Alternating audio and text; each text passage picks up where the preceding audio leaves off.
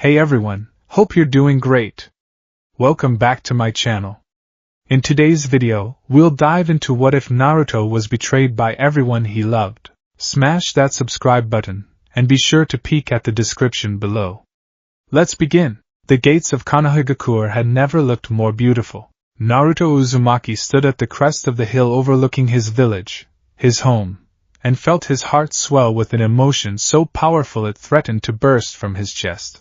The afternoon sun painted the Hokage monument in shades of amber and gold, and somewhere in the distance, he could hear the faint sounds of reconstruction, of life continuing, of hope rebuilding itself brick by brick. They had won. Against all odds, against an enemy that had nearly destroyed everything he held dear, they had won.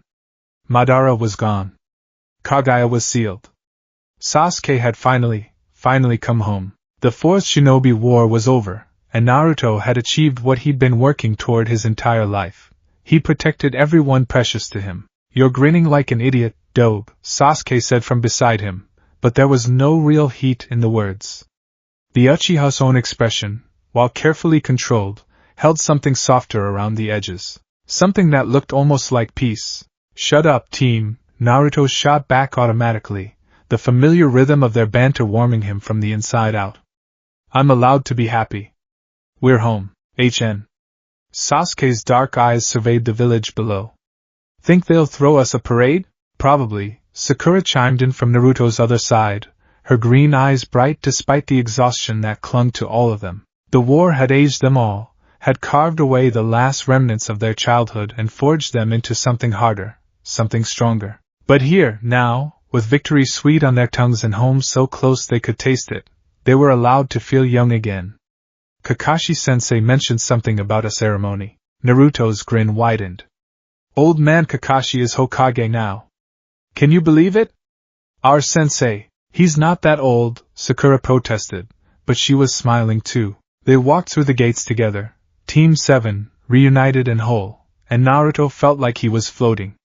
Inbyu appeared immediately, forming a loose escort around them, but Naruto barely noticed. His eyes were too busy drinking in every detail of the village he'd fought so hard to protect. People were already gathering along the main street, and the moment they recognized the returning heroes, a cheer went up that made Naruto's eyes sting with sudden tears. He waved enthusiastically, his signature fox-like grin plastered across his face, and the crowd's response was deafening. Naruto!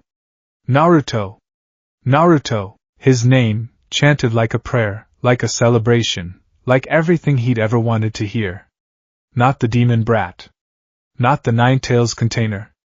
Just Naruto. He spotted familiar faces in the crowd, Kiba whooping and hollering, Shikamaru offering a lazy wave, Ino blowing kisses at Sasuke. Something's never changed.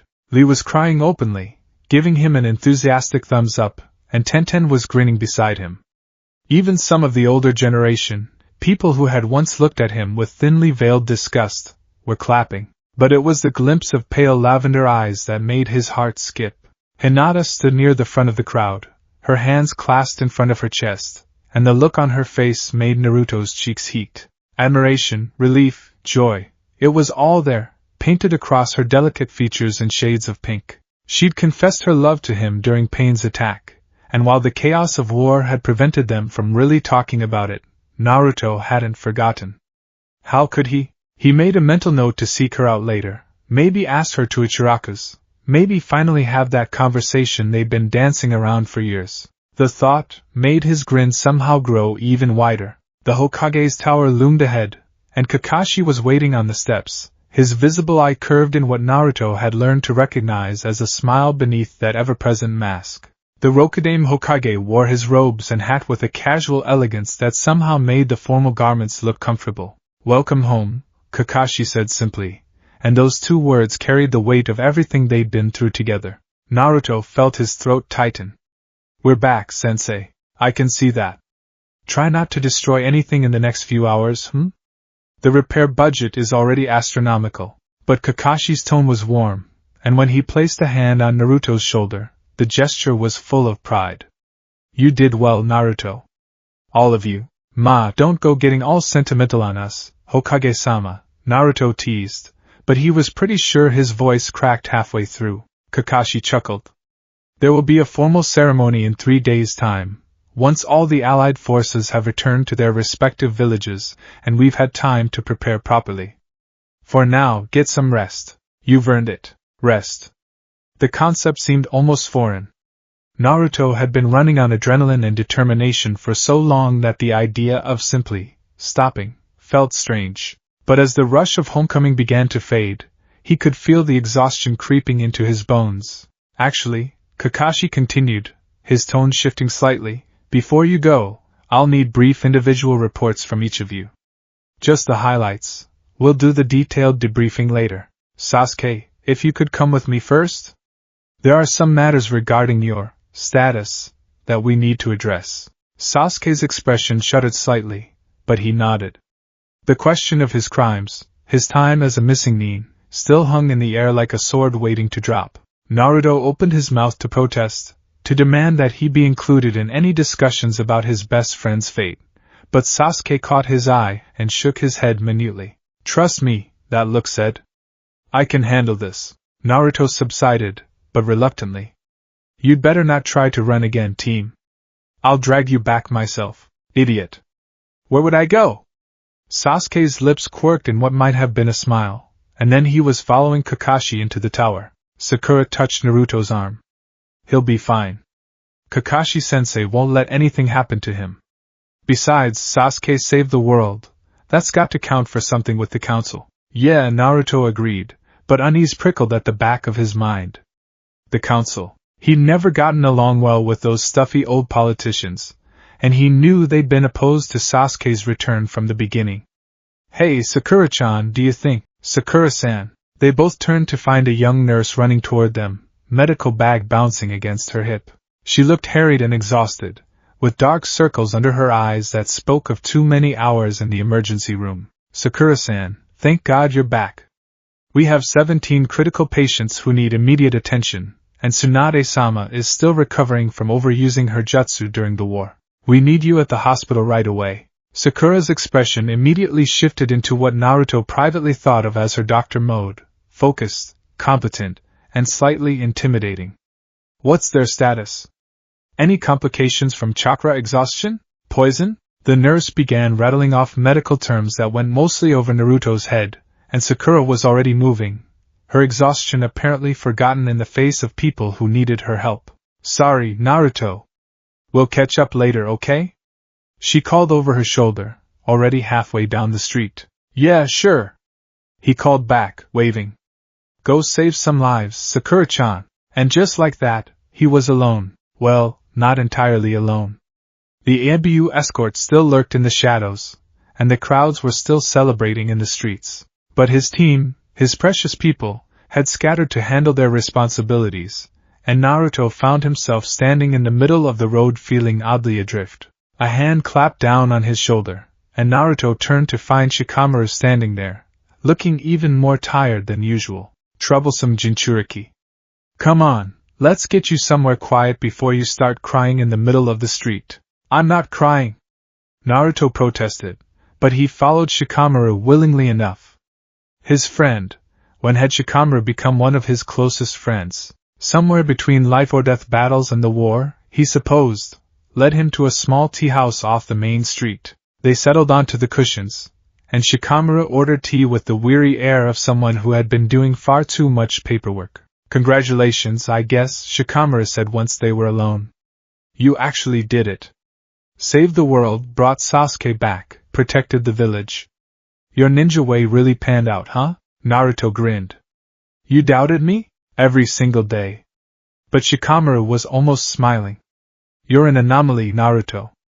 By all logic, your particular brand of stubborn optimism should have gotten you killed years ago. Instead, you became the hero everyone always needed but didn't deserve. There was something odd in Shikamaru's tone, something Naruto couldn't quite place.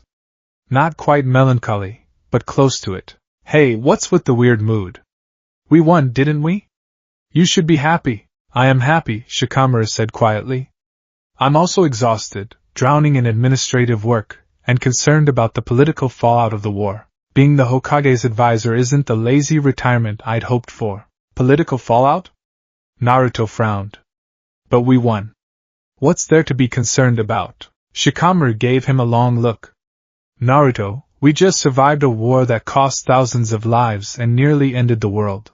Every village is scrambling to rebuild, resources are strained, and everyone's looking for someone to blame or someone to use as leverage. The fact that we won doesn't make politics disappear. If anything, it makes them more complicated. Naruto's frown deepened. He'd never been good at the political side of things, preferring direct action to bureaucratic maneuvering. But what does that have to do with anything? We should be focused on rebuilding, on helping people. We are. But there are questions. Concerns. Shikamaru paused, choosing his words carefully. Naruto, you wielded an enormous amount of power during the war. You distributed Kurama's chakra to the entire Shinobi Alliance. You fought Madara and Kagaya on a level that most people can't even comprehend. Some of the council members are nervous. Nervous? About what? About you. Shikamaru met his eyes steadily. About what you could do if you decided to. About whether you're loyal to Konoha or if your power makes you above such concerns. The words hit Naruto like a physical blow. That's ridiculous. Why would I? I love this village. I've only ever wanted to protect it. I know that. Most people know that. But there are always going to be those who see threats instead of allies, especially when they can't control the threat in question. Shikamaru sighed. Look, I'm not saying I agree with them. I'm just warning you that the next few weeks might be complicated. Keep your head down, smile for the cameras, and let the political types handle the cleanup. Your job is done. But Naruto barely heard the last part. His mind was still stuck on the idea that people, that the council, might see him as a threat. After everything he'd done, everything he'd sacrificed, how could they still not trust him? Because they never did, a small, bitter voice whispered in the back of his mind. They tolerated you when they needed you, but now that the war is over, you're just a Ninetales container again. No, that wasn't fair. That wasn't true. Things had changed. He'd changed them, hadn't he? The ceremony 3 days later was everything Naruto had imagined and nothing like he'd hoped. The entire village turned out, along with representatives from every allied nation. Naruto stood on the platform alongside the other key contributors to the war effort, Sasuke, Sakura, the other members of the Konoha 11, Kakashi, and various Jonin commanders. The sun shone brilliantly overhead, and the crowd's cheers were thunderous. Kakashi gave a speech about sacrifice and unity, about the will of fire burning bright in all of them. He presented commendations and medals, spoke of the honored dead, and praised the living. When he called Naruto forward, the crowd's response was deafening. Naruto Uzumaki, Kakashi announced, his voice carrying across the square. For your exemplary service, your unwavering courage, and your instrumental role in ending the Fourth Shinobi War, it is my honor to present you with the Medal of Supreme Service, the highest honor our village can bestow. The medal was heavy in Naruto's hands, the metal warm from the sun. He looked out at the sea of faces, some smiling, some crying, some simply watching, and felt that familiar surge of emotion. This was it. This was everything he'd worked for. Recognition. Acknowledgement. Respect. So why did it feel hollow? The ceremony continued, but Naruto found his attention wandering. He noticed things he hadn't before.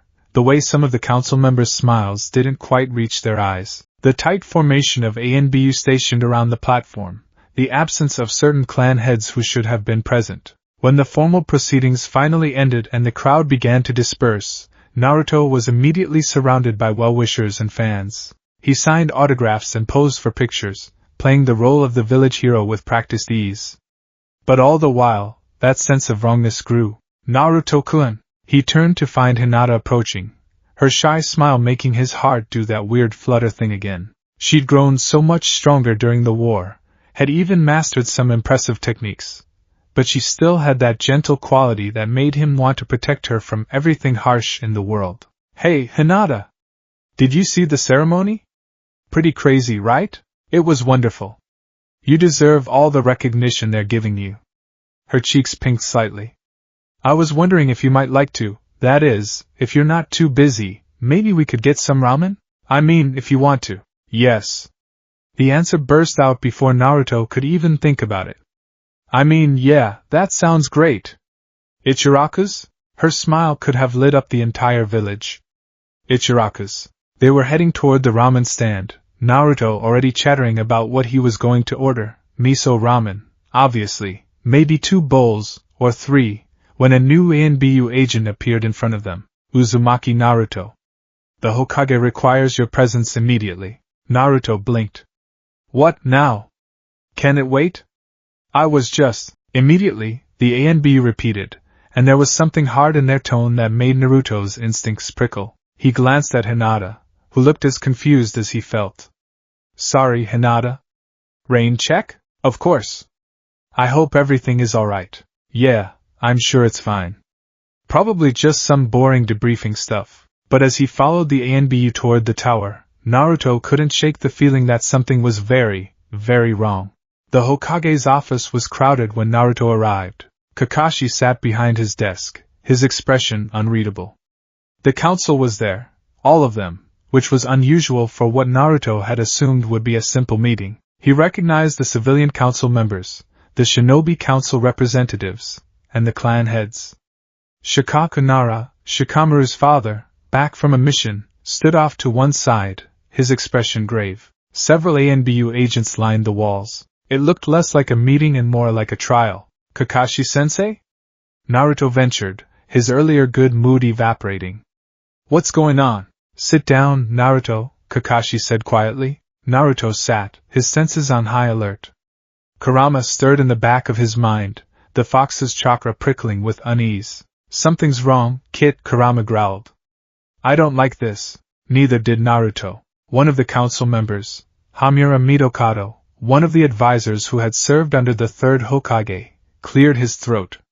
Uzumaki Naruto, we have called you here to address certain irregularities that have come to light during our review of the war records. Irregularities? Naruto repeated blankly. Specifically, regarding your actions before and during the Fourth Shinobi War.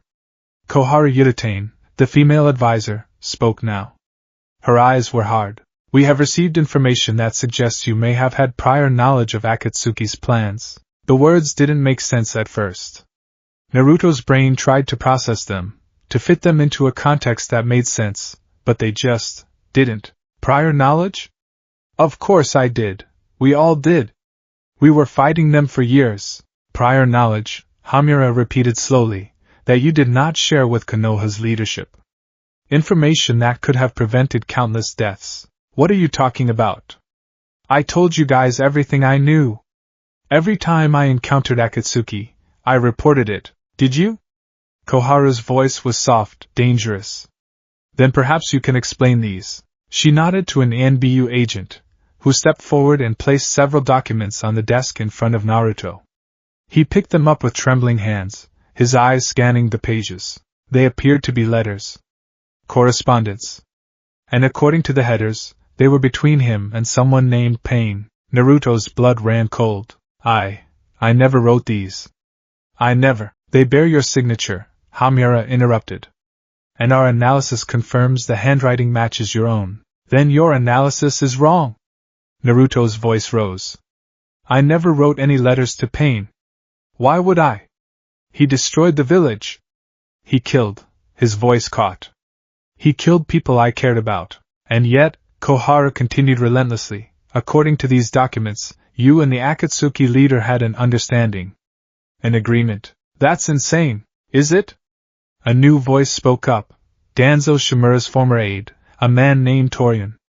Naruto hadn't even realized he was in the room. Is it truly so insane to think that the Ninetales Jinchuriki, long ostracized by his village, might seek alliance with those who promised him power and recognition? I would never. The evidence suggests otherwise, Hamura said. Furthermore, we have testimony from several sources indicating that you were in contact with known Akatsuki members on multiple occasions without reporting these encounters. What sources? Who said that? But even as he asked, Naruto's mind was racing. He had encountered Akatsuki members. Of course he had. He'd fought Itachi, sort of, Kisame, Deidara, Sasori, Kakuzu, Haiden, and Pain himself. He'd talked to Nagato and Konan. But those had all been in the context of fighting them, of trying to stop them or, in Nagato's case, of trying to understand them. He'd reported everything. Hadn't he? Or had there been moments, conversations, that he'd kept to himself because they were personal, because they were about understanding his enemies rather than just defeating them? This is ridiculous, Kakashi said, and relief flooded through Naruto at his sensei's intervention. These documents are clearly fabricated. Naruto would never. Hokage-sama, another council member interrupted, a clan head Naruto didn't recognize. With all due respect, your personal attachment to Uzumaki Naruto may be clouding your judgment. The evidence is quite compelling. Evidence can be falsified, Kakashi said flatly. It can be. But why would anyone go to such lengths? Who benefits from framing the hero of the war? Koharu's eyes were sharp. Unless, of course, the hero isn't quite as heroic as we've been led to believe. Naruto's head was spinning. This couldn't be happening. It had to be some kind of mistake, some misunderstanding that could be cleared up with a simple explanation. Let me see those letters again, he demanded, reaching for the documents. He studied them more carefully this time, looking for any clue, any hint of the forgery they had to be. But the handwriting, it really did look like his. The signature was perfect. Even the way certain words were phrased sounded like him. It's a setup, Kit, Kurama snarled. Someone's trying to frame you. Let me out. I'll make them tell the truth. No, Naruto thought firmly. Violence won't solve this. I just need to prove it's fake. I just need to. But what? How did you prove you didn't do something when the evidence said you did? There's more, Hamura said, and Naruto's heart sank further. During the war, you distributed the Nine Tails chakra to the entire Allied forces. A tremendous show of power and generosity, or a means of establishing connections, of placing a piece of yourself in thousands of shinobi across multiple nations. I was helping them. They needed the power to fight Madara, or you were creating a network. A way to monitor, to influence, to control. That's not. The chakra faded after the battle. It's gone, so you say. Naruto looked desperately at Kakashi, who looked furious but helpless. The Hokage's hands were clenched into fists on his desk. I won't allow this to continue, Kakashi said. These accusations are baseless and, Hokage-sama, Shikaku Nara spoke for the first time, his voice heavy. I've reviewed the evidence. As the head of intelligence, it's my duty to assess threats objectively. He paused, and in that pause, Naruto's world began to crumble. While I agree this requires further investigation, I cannot dismiss the documents outright. The security seals on them are legitimate. They were found in encrypted storage that only high-level Akatsuki operatives should have had access to. Then Akatsuki faked them. Naruto shouted. Don't you see? They're trying to discredit me even after they're dead. To what purpose? Koharu asked. Akatsuki is destroyed. Their leadership is dead or captured. Who would benefit from this deception now? Naruto had no answer. The meeting continued for hours, a nightmarish blur of accusations and evidence, of Naruto denying everything while the council picked apart every action he'd taken during the war. Why had he been so insistent on fighting pain alone? Why had he convinced them to spare Sasuke despite his crimes? Why had he hesitated before killing Obito? Why?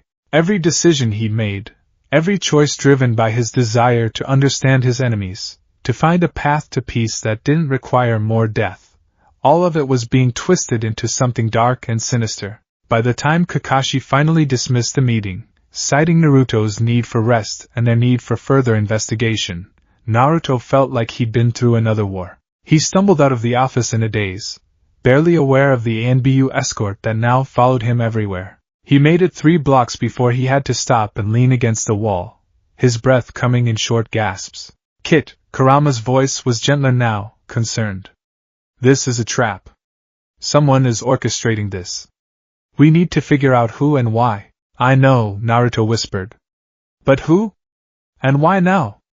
Why would anyone? Naruto? He looked up to find Sakura standing a few feet away, her expression troubled. She must have heard about the meeting. News traveled fast in the shinobi community. Sakura-chan, he managed a weak smile. Hey, is it true? She asked quietly. The things they're saying about you and Akatsuki? The question hit him like a punch to the gut. You can't seriously think, Sakura-chan, you know me. You know I would never. I know what I thought I knew, she said, and her voice was strained. But Naruto, they're saying there's evidence. Documents. And Shikako-san wouldn't lie about the security seals. He's the best intelligence expert we have. The documents are fake. Someone set me up. But who? Why?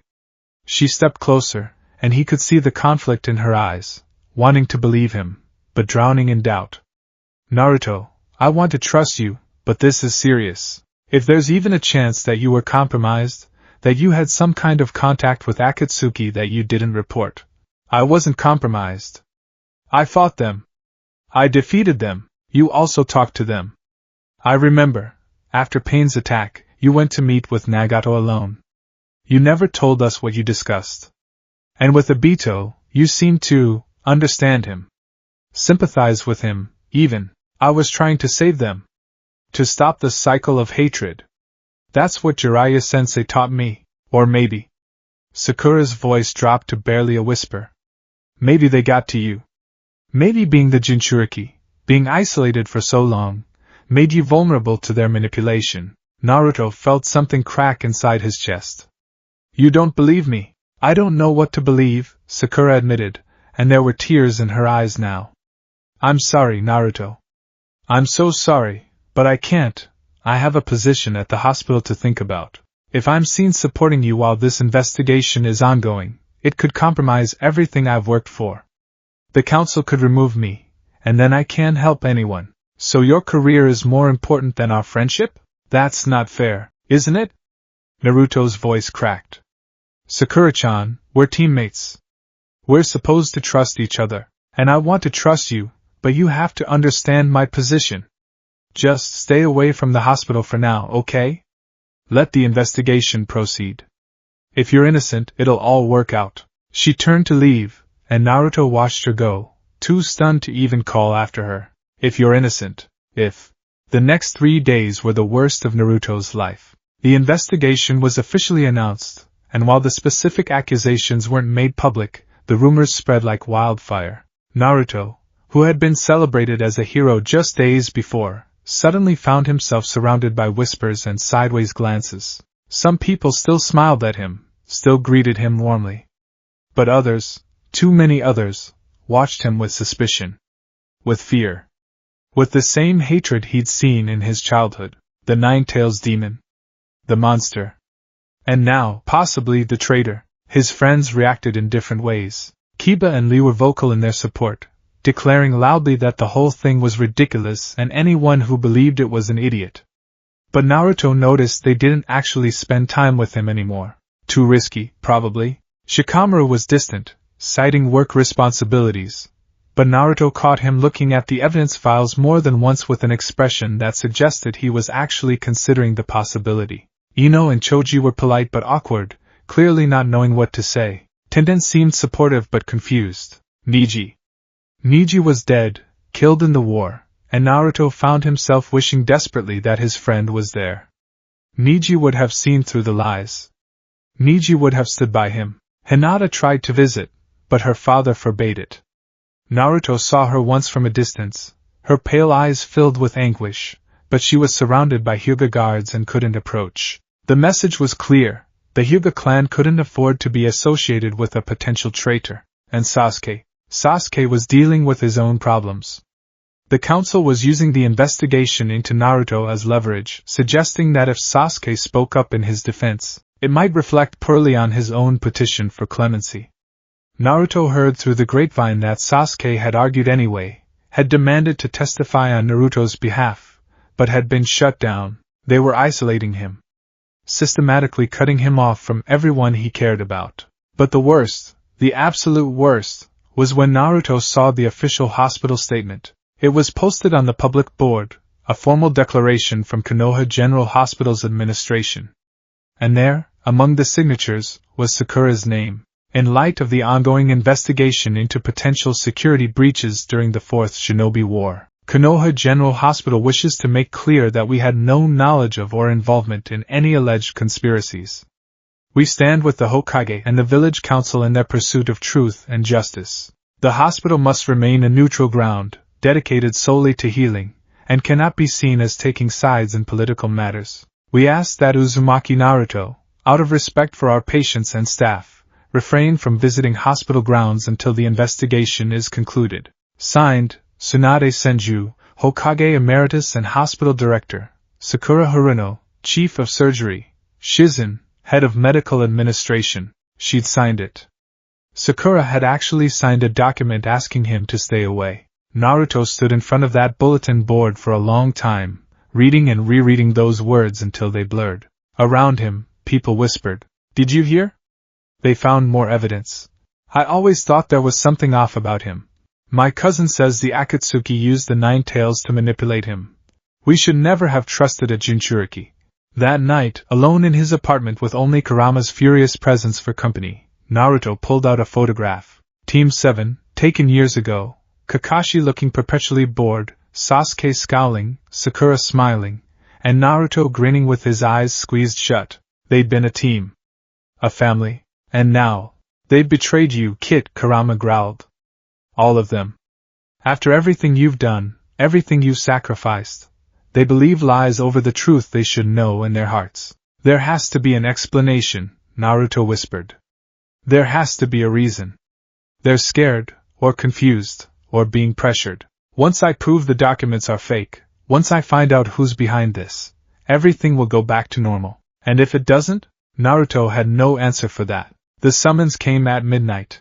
ANBU agents appeared in his apartment, not his usual guards, but root operatives, identifiable by the subtly different mask designs. Naruto's blood ran cold. Uzumaki Naruto, by order of the Hokage and the village council, you are to be detained pending the outcome of the investigation into your activities. Detained? Naruto stood slowly, his mind racing. You mean arrested? We mean detained. You will be held in a secure location. I want to see Kakashi-sensei. The Hokage has been informed of this action. Then I want to see him before you take me anywhere. The ANBU agents exchanged glances. Finally, one of them nodded. Very well. You will be escorted to the Hokage immediately. They marched him through the streets, not even trying to be subtle about it. People were watching from windows, from doorways. News would spread before they even reached the tower. Naruto Uzumaki, hero of the war, being arrested like a common criminal. Kakashi was waiting in his office, and one look at his sensei's face told Naruto everything he needed to know. The Hokage looked like he'd aged 10 years in the past 3 days. Sensei, Naruto said quietly. Tell me you know this is wrong. I know, Kakashi said, and his voice was rough. Naruto, I know. But the council has invoked emergency protocols. They're claiming that the evidence suggests a potential ongoing threat, and until we can verify. So you're just going to let them lock me up? I don't have a choice. Kakashi's fist slammed down on the desk. Do you think I want this? They have the votes to overrule me. If I refuse, they'll call for my impeachment, and then you won't have anyone in power trying to protect you. Protect me? Naruto laughed bitterly. Is that what this is? Naruto, no. No, you know what? I've fought for this village my entire life. I bled for it, almost died for it more times than I can count. I saved everyone, and this is how you repay me? By believing lies, by locking me up like I'm the threat? I don't believe the lies, Kakashi said desperately. I'm trying to find the truth, but I need time. Please, Naruto. Work with me. Let them detain you. It's just a formality. I'll have you out in a few days once I can prove the documents are forged. And what if you can't prove it? What if whoever set me up was too good? Kakashi met his eyes. Then I'll get you out anyway. You have my word, Naruto. I won't abandon you. Naruto wanted to believe him. God, he wanted to believe him so badly. But he'd wanted to believe Sakura too. And Hinata. And all the others who had turned their backs when things got difficult. Fine, he said finally. I'll go with them. But sensei? If this goes wrong, if they decide I'm guilty without evidence, I won't stay in whatever cell they put me in. I won't let them make me a scapegoat for their fear. It won't come to that, Kakashi promised. But as the ANBU led him away, not to a holding cell in the normal detention center, but to a high-security facility usually reserved for S-rank criminals. Naruto couldn't help but think of all the other promises that had been broken. The cell was small, sealed with chakra-suppressing seals that made him feel sick and hollow. They left him alone in the dark, and for the first time since the war ended, Naruto felt truly afraid. Not of the cell, or the investigation, or even the possibility of being found guilty of crimes he didn't commit. He was afraid that Kurama might be right, that the people he loved, the village he dedicated his life to protecting, had never really trusted him at all, and that when it came down to a choice between believing in him and protecting themselves, they would choose themselves every single time. "They don't deserve you, Kit," Kurama said quietly in the darkness. "They never did." Naruto didn't answer. He just sat in the dark, clutching that photograph of Team 7, and tried to remember what it felt like to be happy. Tomorrow, he told himself. Tomorrow he would fight back. Tomorrow he would prove his innocence and everything would be okay. But tonight, in the cold and the dark and the silence, Naruto Uzumaki, hero, Jinchuriki, son of the 4th Hokage, savior of the world, allowed himself to break. Just a little. Just enough to wonder if the boy who had dreamed of being Hokage, of being acknowledged, of being loved, had been a fool all along. The darkness was absolute. Naruto had lost track of how long he'd been in the cell.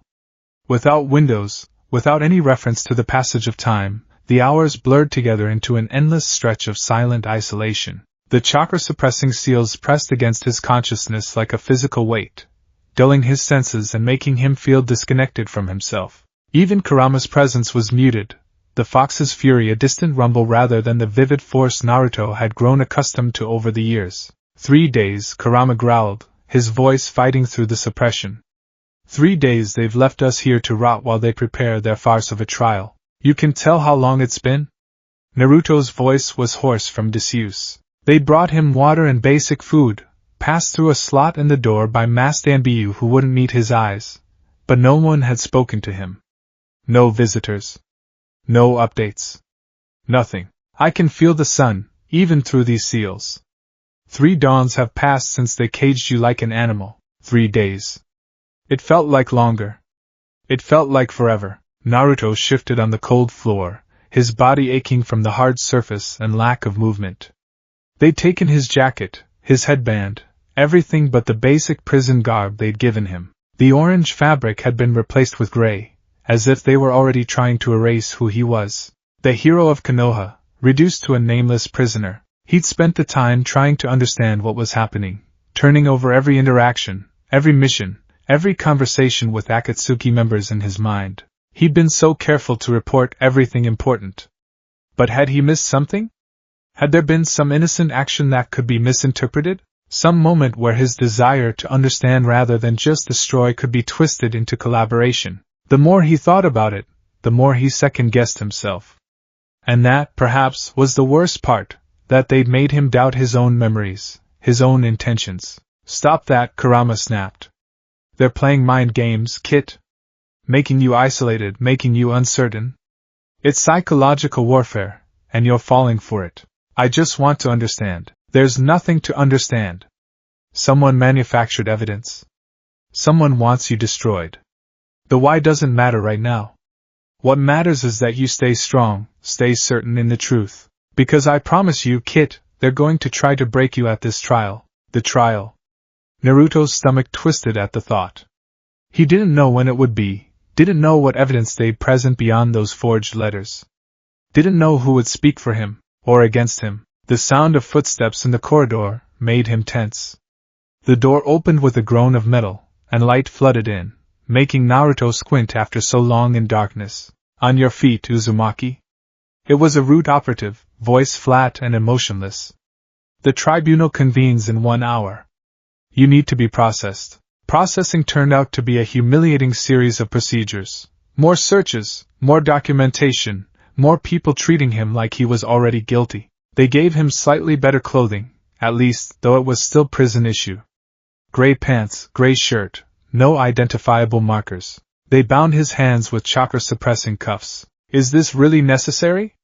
Naruto asked, but he already knew the answer. No one responded. They marched him through corridors he didn't recognize. This wasn't the regular detention center. but something deeper, older.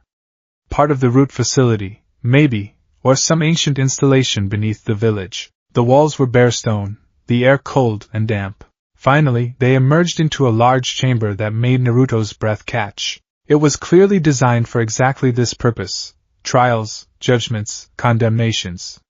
The room was circular, with tiered seating rising up on all sides. At the far end sat an elevated platform where the judges would preside. The center held a single chair, surrounded by seals that glowed with an ominous blue light. The prisoner's dock. The chamber was already filling with people. Naruto recognized council members, clan heads, village administrators. The gallery seats held jonin, prominent civilians, and, his heart sank, many of his friends and former comrades. They'd made this a public trial. Of course they had. Whether to satisfy the village's desire for transparency, or to make an example of him, Naruto didn't know. Maybe both. Kakashi sat at the judge's platform, looking haggard and defeated. Beside him were Shikaku Nara and Hamura Midokado. The three of them would apparently be presiding over this farce. The ANBU guided Naruto to the central chair and forced him to sit. The moment he made contact, the seals activated, and Naruto gasped as his chakra was suppressed even further. It felt like drowning, like being smothered, like something essential was being cut off. Kid, stay with me. Even Kurama's voice became faint, barely audible. Naruto forced himself to breathe through the panic. This was deliberate. They wanted him weak, wanted him unable to access his power. Whether for safety or for psychological effect, the result was the same. He'd never felt more helpless in his life. This tribunal will come to order. Kakashi's voice rang out, and the murmuring crowd fell silent. We are here to examine the evidence regarding Uzumaki Naruto and allegations of conspiracy with the criminal organization known as Akatsuki. The formal words made it real in a way nothing else had. This was actually happening. The accused will stand and face the tribunal. Naruto stood on shaky legs, the chakra suppression making him feel dizzy and nauseous. He looked up at Kakashi, trying to catch his sensei's eye, trying to find some hint of the man who had promised to protect him. But Kakashi was wearing his Hokage face now, impassive and distant behind that mask. Uzumaki Naruto, Hamura spoke now, his aged voice carrying easily through the chamber. You are charged with conspiracy to enable enemy action against Konohagakure and its allies. You are charged with failure to report critical intelligence regarding Akatsuki operations. You are charged with misuse of your position and power for personal benefit. How do you plead? The words hung in the air like a death sentence. Not guilty, Naruto said, and he was proud that his voice didn't shake. I never conspired with Akatsuki. I never betrayed this village. Everything I did was to protect people, to stop the cycle of hatred too. A simple plea will suffice, Hamura interrupted. Let the record show that the accused pleads not guilty to all charges. Shikaku leaned forward. The tribunal has reviewed the preliminary evidence. We will now hear testimony and examine the full scope of allegations. Prosecution may present its case. A figure emerged from the side of the chamber, and Naruto's heart sank further. It was Aoba Yamashiro, a Tokubetsu Jonin and member of the intelligence division. He'd always been friendly enough to Naruto before, but now his expression was cold and professional. Honored Tribunal, I will present evidence that demonstrates a pattern of suspicious behavior by the accused. Beginning approximately 3 years ago, Aoba activated a seal, and images appeared in the air above the chamber, some kind of projection jutsu. These are surveillance records from the accused encounter with Akatsuki member Itachi Uchiha. The images showed Naruto and Itachi facing each other. Naruto remembered this. It had been a brief encounter, before the truth about Itachi had come out. But the way it was presented, with certain moments frozen and highlighted, it looked like they were having a friendly conversation rather than a confrontation. The accused spoke with this S-rank criminal for approximately 7 minutes. No combat was initiated. They parted peacefully. That's not, Naruto started, but Kakashi held up a hand. You'll have a chance to respond. Let the prosecution finish. Aoba continued, image after image, moment after moment. Every encounter Naruto had ever had with Akatsuki members, stripped of context and arranged to look damning. His fight with Sasori and Deidara became a negotiation. His battle with pain became a meeting with minimal actual combat. And then came the letters. These documents were recovered from a secure Akatsuki storage facility, Aoba explained. They are encrypted with both standard codes and chakra-based seals. Our best analysts have examined them and confirmed their authenticity. The letters were displayed for all to see. Naruto read them with growing horror, because they were even worse than he remembered. They spoke of agreements, of shared goals, of Naruto's alleged frustration with Konoha's treatment of him. The village will never truly accept me, one letter read in his handwriting. Perhaps there are other paths to peace, paths they're too blind to see. I understand your pain, another said. I, too, have been used as a weapon by those who fear what they don't understand. They sounded like him. The phrasing, the emotions, whoever had forged these had known him well enough to make them believable. I never wrote those, Naruto said loudly.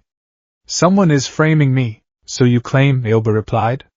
However, we have verified the handwriting through multiple independent experts. We have verified the chakra signatures embedded in the seals. We have verified the timeline based on when the documents were created. All evidence points to these being genuine. Then your evidence is wrong, or Aoba said quietly, you are lying? The words hit the crowd like a lightning strike. Murmurs erupted, people leaning together to whisper frantically. Kakashi called for order. The accused will have an opportunity to present his defense. Continue, Aoba. The prosecution went on for what felt like hours. They presented testimony from Anbu who had observed Naruto's suspicious behavior. They brought up his distribution of Kurama's chakra during the war, framing it not as a desperate measure to save lives but as a calculated move to extend his influence. They even twisted his friendship with Gaara, suggesting that Naruto had deliberately cultivated relationships with other Jinchuriki to create a power block independent of any village's control. By the time Aoba finished, Naruto felt sick. They'd taken his entire life, every meaningful action he'd ever taken, and painted it as a sinister conspiracy. Does the defense wish to respond? Shikaka asked. Yes, Naruto said desperately. He looked out at the crowd, at the familiar faces watching him with expressions ranging from uncertainty to disgust. Please, you have to listen to me. I know how this looks, but I swear on everything I am that I never betrayed this village. Swearing means nothing without proof, Hamura said. Can you provide evidence that contradicts what we've seen? Naruto faltered. How did you prove a negative? How did you prove you didn't do something? I can explain every encounter, every decision. The letters are forgeries. They have to be. Maybe someone with a Sharingan copied my handwriting, or maybe, conjecture, Hamura interrupted. We need facts. The fact is that I fought Akatsuki at every turn. I stopped Pain's assault on the village. I helped defeat Obito and Madara. Why would I do that if I was working with them? Perhaps, a new voice spoke up, and Naruto turned to see Koharu Yutane standing. You were playing both sides. Helping Akatsuki's plans proceed while ensuring you would be seen as the hero who stopped them. A brilliant strategy, really. Emerge from the war as the savior, accumulate unprecedented political power and influence, and then use that position to reshape the shinobi world according to your own vision. That's insane. I'm not some mastermind. I just wanted to protect my friends. Did you? Koharu's eyes were cold. Then perhaps some of those friends would like to speak on your behalf. Let us hear from those who know you best. She gestured to the gallery, and Naruto's heart leaped with hope. Yes. His friends would vouch for him. They knew him. They would tell the truth. We call Sakura Haruno to testify. Sakura stood, and Naruto watched her descend to the floor of the chamber. She looked pale, her hands clasped tightly in front of her, but her expression was composed. Professional. She wouldn't look at him. Sakura Haruno, Shikaka said, you served on Team 7 with the accused for many years. You fought alongside him in numerous battles, including the Fourth Shinobi War. In your professional opinion as both a comrade and a medical specialist, do you believe the accused is capable of the deception alleged? Please, Naruto thought desperately. Please, Sakura-chan. Sakura was quiet for a long moment. When she spoke, her voice was steady but soft. I've been thinking about this a lot over the past few days.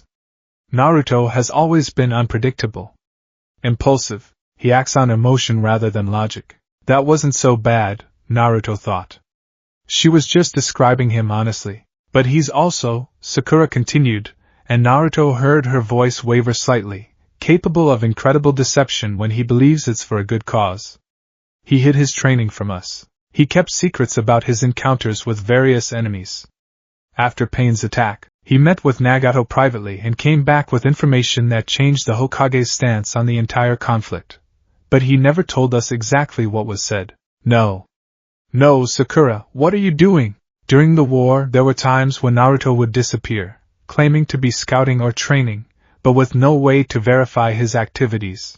As a medic nin, I can confirm that he has the chakra capacity and the stamina to have maintained extended contact with outside parties without anyone noticing the depletion. Sakura-chan, Naruto started.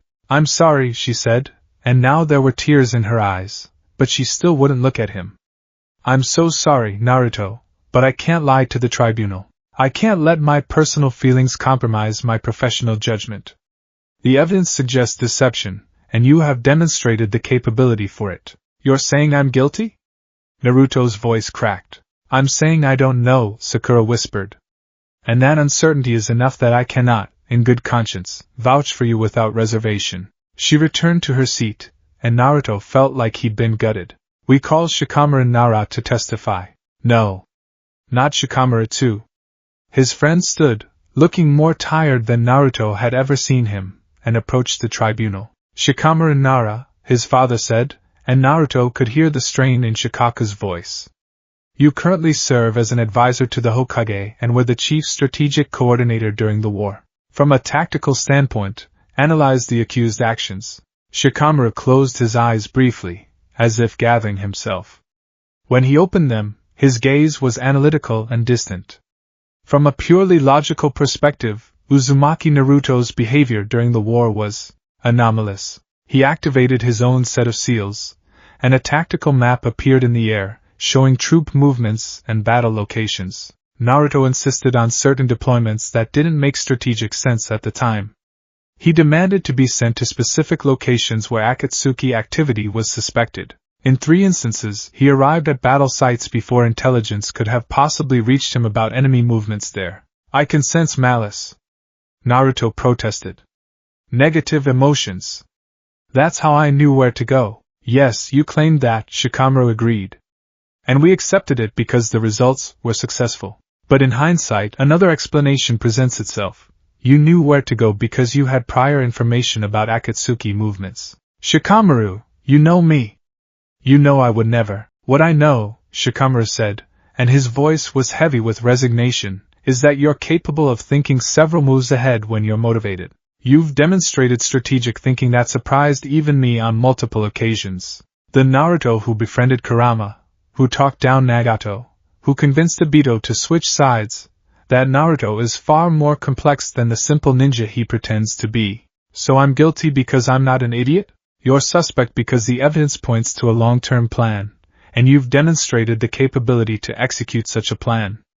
Shikamaru finally met his eyes, and Naruto saw genuine pain there. I'm sorry, Naruto. I really am. But I can't ignore the logic of the situation just because I want to believe in you. The odds that all this evidence is fabricated are minimal, and I have to follow the evidence where it leads. Shikamaru returned to his seat, and Naruto felt another piece of his heart break. They called other witnesses. Kiba, who admitted that Naruto had sometimes smelled a foreign chakra that could have been from secret meetings. Shino, who noted that Naruto's insects had occasionally detected unusual chakra patterns around him. Choji, who reluctantly confirmed that Naruto had sometimes been secretive about his activities. Each testimony was a knife, carefully placed. None of them said he was guilty outright. They were too loyal for that, or maybe just too scared of being wrong. But they all expressed doubt, uncertainty, inability to vouch for him completely. The friends he'd fought beside, laughed with, nearly died for, all of them stepping back when he needed them most. Then they called Hinata. She walked to the floor like she was going to her execution, her pale eyes red-rimmed and swimming with tears. Her hands shook as she stood before the tribunal. Hinata Hyuga, Hamura said, "You have been noted to have personal feelings for the accused. Surely you can speak to his character?" Hinata's voice was barely a whisper. I love Naruto-kun. I have for many years." Hope sparked in Naruto's chest. "But my father, the head of the Hyuga clan, has forbidden me from testifying on his behalf. The clan's position is that we cannot afford to be associated with potential treason, and if I speak for Naruto-kun, I will be disowned." The hope died. "Hinata," Naruto said softly, "you don't have to." "I'm sorry," she sobbed. "I'm so sorry, Naruto-kun. I want to believe in you, I do, but I can't lose my family, my clan, my sister. I can't. I'm not as strong as you. I'm not brave enough to sacrifice everything." She was crying openly now, and Naruto wanted to hate her for it, wanted to rage at her weakness, but all he felt was a deep, aching sadness. "I cannot testify for or against you," Hinata managed. "I can only say that I don't know the truth, and I'm too afraid to choose." She fled back to her seat, and her father, Hayashi Hyuga, placed a hand on her shoulder, his expression stern and unyielding. The parade of testimonies continued. Some people spoke neutrally. A few, Lee and Kiba, bless them, tried to defend him, but their words were dismissed as emotional bias without factual basis. And through it all, one person remained conspicuously absent from the witness list. "What about Sasuke?" Naruto called out. "Why hasn't he been called to testify?" Kakashi and Shikaku exchanged glances. Finally, Kakashi spoke. "Sasuke Uchiha's own legal status is still under review. His testimony would be considered compromised, given his own history as a missing Nin and Akatsuki member." "That's convenient," Naruto said bitterly. "Can't let the one person who actually understands what Akatsuki was really like speak in my defense." "Sasuke Uchiha is in this chamber," Hamura said, gesturing to the gallery. "If he wishes to speak, he may do so." Naruto's eyes found Sasuke in the crowd. The Uchiha was sitting rigidly, his expression carefully blank, but Naruto could see the tension in his shoulders, the way his hands were clenched into fists. "Sasuke," Naruto called. "Tell them. You know I would never betray the village.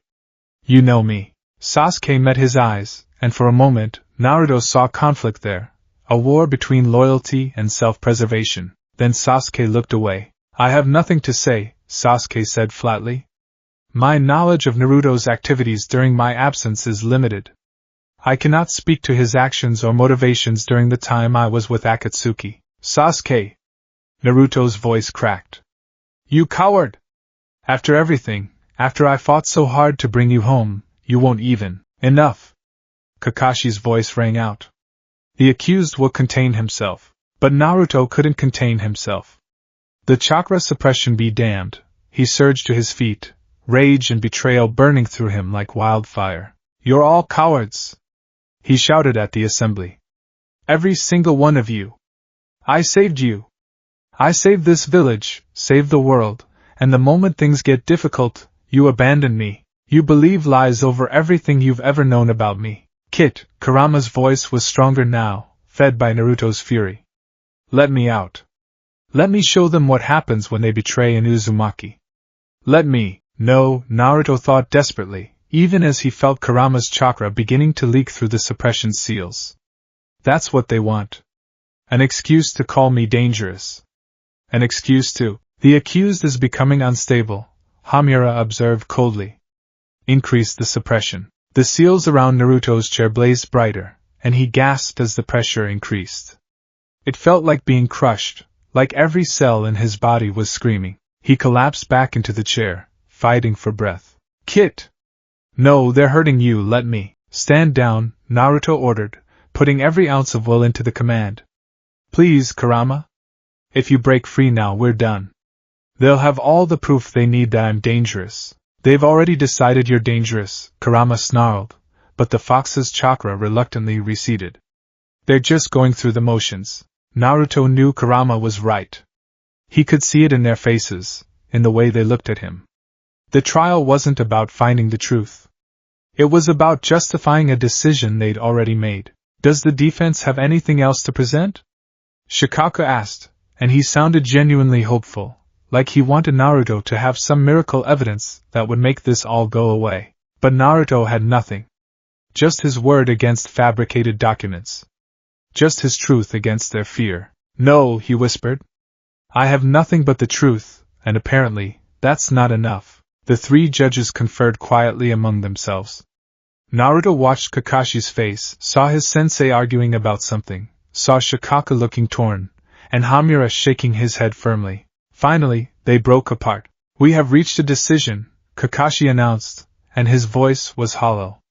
Uzumaki Naruto, please rise. Naruto stood on shaking legs. The entire chamber had gone silent, everyone leaning forward to hear the verdict. This tribunal finds that while there is insufficient evidence to convict you of deliberate conspiracy with Akatsuki, Naruto's heart leaped. There is more than sufficient evidence to conclude that your actions, whether through negligence, manipulation, or misguided judgment, enabled enemy operations and endangered Konohagakure and its allies. The hope died as quickly as it had sparked. Furthermore, your demonstrated ability to deceive, combined with the uncertainty surrounding your true loyalties and the political complications of your status as a Jinchuriki, make you a security risk that this village cannot afford. Kakashi-sensei, Naruto pleaded. Please. Kakashi's visible eye was filled with pain, but his voice remained steady. Therefore, it is the judgment of this tribunal that you be stripped of your status as a shinobi of Konohagakure and exiled from Fire Country, effective immediately. The chamber erupted. Some people cheered. Some protested. Some just sat in stunned silence. Naruto barely heard any of it over the ringing in his ears. Exile. Not imprisonment. Not execution. But exile. Banishment from the only home he'd ever known, from the village he'd spent his entire life trying to protect. You have 24 hours to gather your belongings and leave the village, Hamura continued. You are forbidden from returning on pain of death. You will be marked as a missing nin in our bingo books, though with a notation that you are not to be killed on sight unless you present a clear threat. How generous, Naruto said bitterly. Any shinobi who assists you or harbors you will be subject to punishment, Koharu added. Any communication with you will be monitored. You are to sever all ties with this village and its people. Kakashi stood, and two ANBU appeared at his sides. Bring forward the seal. One of the ANBU carried a small box, which he opened to reveal a specialized seal tag. Naruto recognized it, a banishment seal, used to mark those permanently exiled from the village. Uzumaki Naruto, Kakashi said, and Naruto had never heard his sensei sound so broken. Step forward. Naruto's legs moved on autopilot. He approached the platform, and Kakashi descended to meet him. Up close, Naruto could see that his sensei was crying. Silent tears tracked down from beneath his mask, but his hands were steady as he reached for Naruto's forehead. Naruto still had his headband, they'd returned it for the trial. The metal gleamed in the light, the symbol of Konohagakure etched into its surface. The symbol he'd been so proud to wear. Kakashi's fingers touched the fabric, and Naruto grabbed his wrist. Sensei, he whispered. Please don't do this. You know me. You trained me. You know I'm not a traitor. I know, Kakashi whispered back. I know, Naruto. And I'm sorry. I'm so sorry. But I can't stop this. The council has the votes, the power, and if I refuse, they'll remove me and install someone worse. At least this way you're alive. At least this way, you have a chance. A chance for what? To die alone out there? To be hunted? To lose everything that ever mattered to me? A chance to survive. To find the truth. To maybe, someday, come home when we can prove your innocence. Kakashi's hand trembled. Don't give up, Naruto. Please. This isn't the end. But it felt like the end. Kakashi untied the headband, and Naruto felt its weight leave his forehead like a part of his soul being torn away. The Hokage held it up for the assembly to see, then, with a motion that looked like it physically pained him, scored a deep line through the Konoha symbol, the mark of the missing nin. He handed it back to Naruto, who took it with numb fingers. The banishment seal, Kakashi said quietly, and the ANBU handed him the tag. Kakashi placed it against Naruto's chest, right over his heart, and activated it with a pulse of chakra. Naruto gasped as the seal burned into his skin, a permanent mark that would identify him as exiled from Konohagakure. It hurt. God, it hurt. But not as much as watching Kakashi step back, his duty done. Uzumaki Naruto, Kakashi announced to the chamber, you are hereby banished. You have 24 hours. Use them wisely. The ANBU moved to escort him out, but Naruto shook them off. He could walk on his own. He would leave with at least that much dignity. He turned to face the assembly one last time. Looked at all the faces, friends, comrades, people he'd saved. Sakura was crying, her face buried in her hands. Shikamaru looked away, unable to meet his eyes. Hinata was sobbing against her father's shoulder. Kiba and Lee looked stricken. Sasuke sat like a statue, his expression unreadable. And in the higher seats, the council members looked satisfied. Vindicated. Safe. Remember their faces, Kurama growled. Remember every single one of them. Remember who stood by you and who betrayed you. Remember Kit, because someday they'll regret this. Someday, they'll need you again, and we'll make them beg. Naruto wanted to argue, wanted to say that revenge wasn't his way, that he didn't hate them, that he understood their fear, but he couldn't. Not right now. Right now, all he felt was pain and rage and a betrayal so deep it felt like dying. I loved you, he said quietly, and the chamber was silent enough that everyone heard him. All of you. You were my precious people. My reason for living. I would have died for any of you without hesitation. He looked at Sakura. I loved you like a sister, Sakura-chan. I thought we were teammates. Family. He looked at Shikamaru. I trusted your judgment. Your friendship. I thought we understood each other. He looked at Hinata. I was going to ask you to dinner. Did you know that? After I got back from the war. I was going to finally tell you that I understood your feelings, that maybe I could return them. Hinata's sob echoed through the chamber. But none of that matters now, does it? Naruto's voice hardened. Because when it came down to it, you all chose yourselves over me. Your positions. Your safety. Your clans. And I get it, I really do. Survival is important. He turned toward the exit then paused. But you should know something. I'm not going to fade away quietly. I'm not going to die in some ditch somewhere while you all sleep peacefully in your beds. I'm going to survive. I'm going to get stronger. And someday, when the truth comes out, and it will come out, you're all going to have to live with what you did here today. He walked toward the exit, and this time, no one tried to stop him. Naruto, Sasuke's voice rang out, and Naruto paused without turning around. For what it's worth. I am sorry. Sorry doesn't change anything, Naruto said. Sorry doesn't give me back my home. Sorry doesn't fix the fact that when I needed you most, you were silent. I know. But I needed to say it. Naruto didn't respond. He just kept walking, out of the chamber, out of the facility, up into the fading daylight of a Konoha afternoon. The ANBU escorted him back to his apartment. He still had that much, at least, for the next 24 hours. They stationed themselves outside his door, not trusting him even now. Inside, surrounded by the remnants of his life, Naruto finally let himself break down. He collapsed on his bed, clutching his scored headband, and sobbed. Great, heaving sobs that shook his entire body. Tears he'd been holding back through the entire nightmarish trial. Let it out, Kit, Kurama said softly, and the fox's presence was warm in his mind, the one constant thing in a world that had betrayed him. Let it all out. Tomorrow, we'll be strong. Tomorrow, we'll start over. But tonight, mourn. You've earned that much. Naruto cried for hours. Cried for the dream of being Hokage that had just died. Cried for the friendships that had shattered. Cried for the trust that had been broken. Cried for the boy he'd been, who had believed that if he just tried hard enough, if he just proved himself, everyone would accept him. That boy was dead now, killed by the very people he'd wanted so desperately to protect. Eventually, the tears ran dry.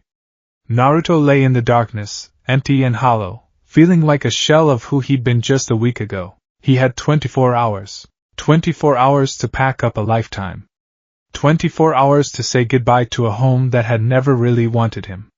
24 hours before he became Naruto Uzumaki, missing Nin, exile, betrayed hero. He should probably sleep. He'd need his strength for whatever came next. But every time he closed his eyes, he saw their faces. Sakura's tears. Shikamaru's logic. Hinata's fear. Sasuke's silence. And Kakashi's trembling hands as he scored through the Konoha symbol. 24 hours. The countdown had begun. Naruto spent the night packing, moving through his apartment like a ghost. He couldn't take much, just what he could carry. Clothes. Basic supplies. Weapons. His toad summoning scroll. He paused over his photographs, all those precious memories now tainted by betrayal. Team 7. His training with Jiraiya.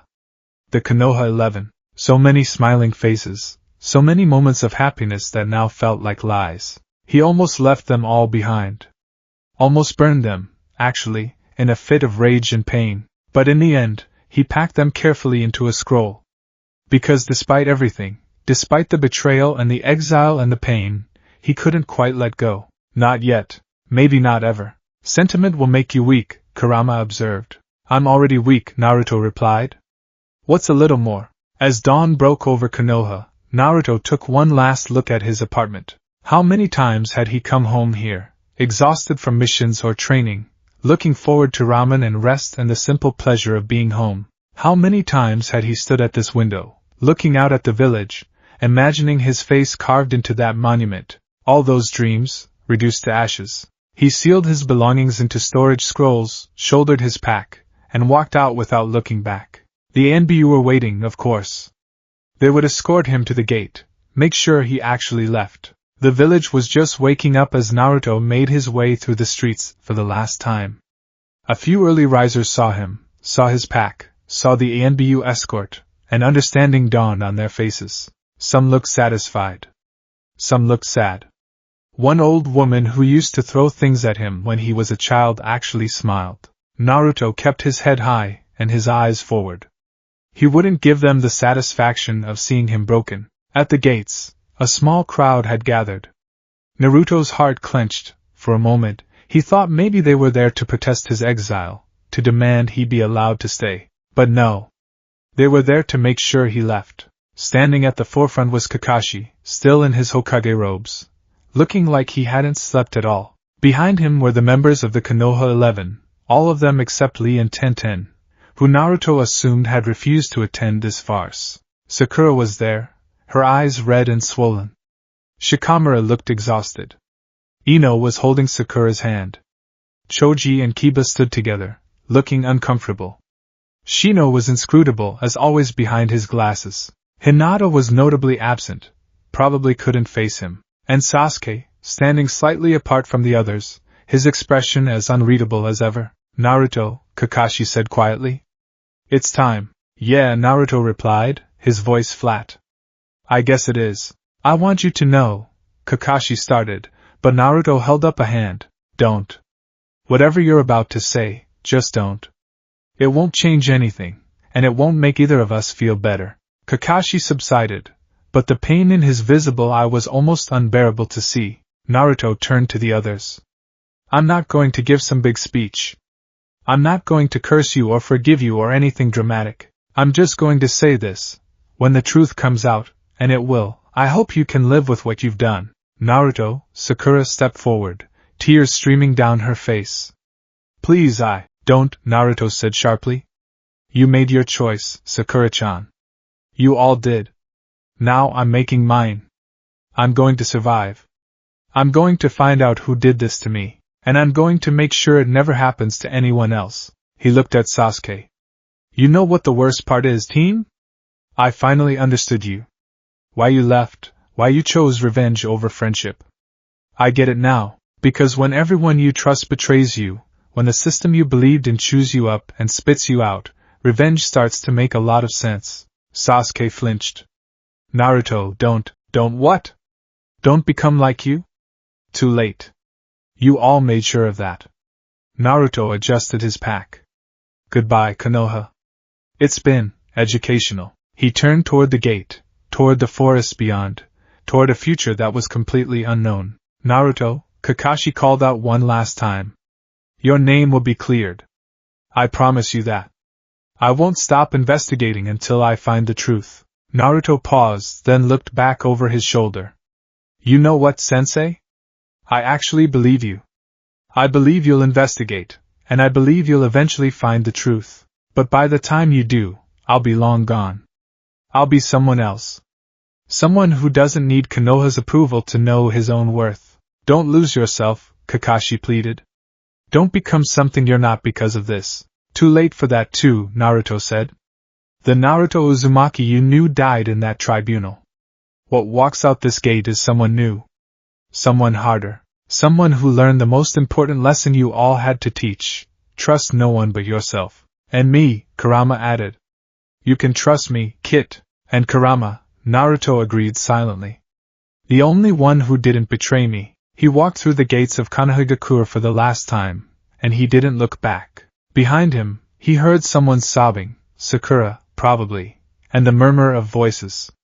But it all faded as he moved deeper into the forest, as the village he'd loved disappeared behind the trees. Naruto walked for hours, putting distance between himself and his former home, letting the rhythm of movement numb his mind. When he finally stopped, the sun was high overhead and Konoha was miles behind him.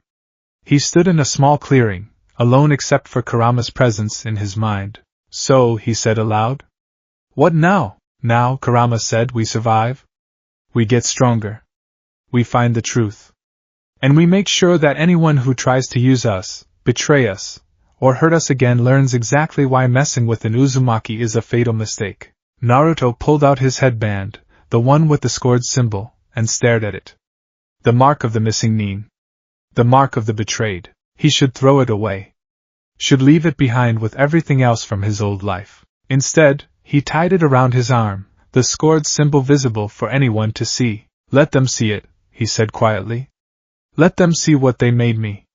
Let them remember that they created this. He adjusted his pack and started walking again, heading deeper into unknown territory, into a future without friends or home or purpose. But he was Naruto Uzumaki.